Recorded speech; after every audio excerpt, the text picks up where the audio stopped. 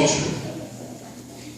The first story that I'm going to tell you is a story that I call Flight Time. And it goes like this.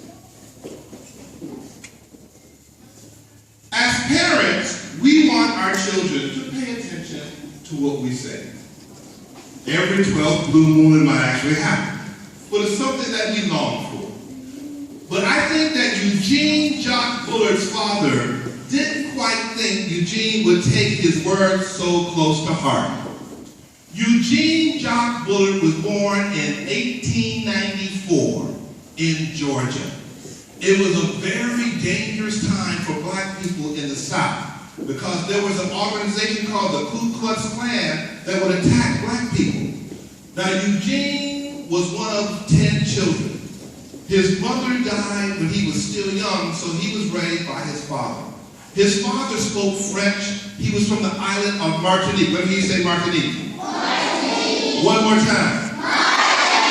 Martinique is an island in the Caribbean, and that's where his father was from. And Eugene's father would tell him and his siblings, one day you must go to France. Because in France, black people are not treated like they are in this country. You must go to France.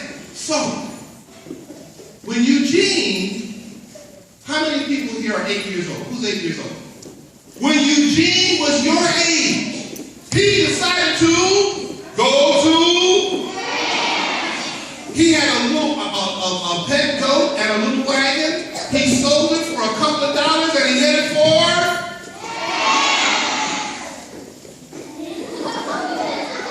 Was France an easy place to go to when you're 8 years old? No! All he knew is that he had to get to the ocean and had to go to the other side of the ocean. So he was walking and he met some people who were called gypsies. And these people were from Europe. And he spent about a year with him. He learned all kinds of things. And they said, Eugene, you want to go to France? Stay with us.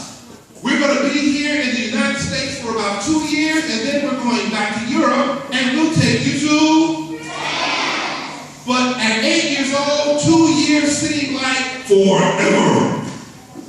But if Eugene had only known, ultimately it would take him 11 years to get to France. After he spent about a year with the gypsies, he left them. And then he was kidnapped by this white family, and they kept him and made him work for them. After about a year of doing that, he got away. And he made his way to Virginia, where there's a port, Newport News, Virginia.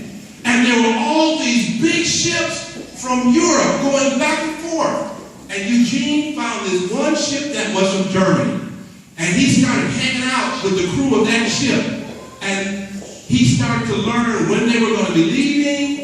He learned his way around the ship, and the night before they left, he stowed away in one of the lifeboats.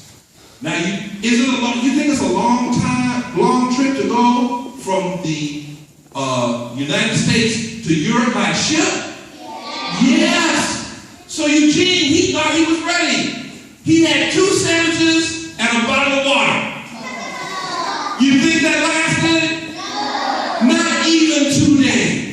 After 2 days, his sandwiches were gone, his water was gone, and he was hungry. And finally, he couldn't take it anymore. He went to where the crew was having their food, and they saw him and said, Eugene, what are you doing on the ship? Because he had stowed away. Let me just say stowed away. He had stowed away on the ship. And this is not a good thing to do from the captain's perspective. It's considered a crime. So they had to take him to see the captain. So they took him to see the captain. And the captain, he knew Eugene. He liked Eugene. But he wanted to give him a real good scare. He said, Eugene, you stowed away on my ship while I should have you thrown overboard and feed you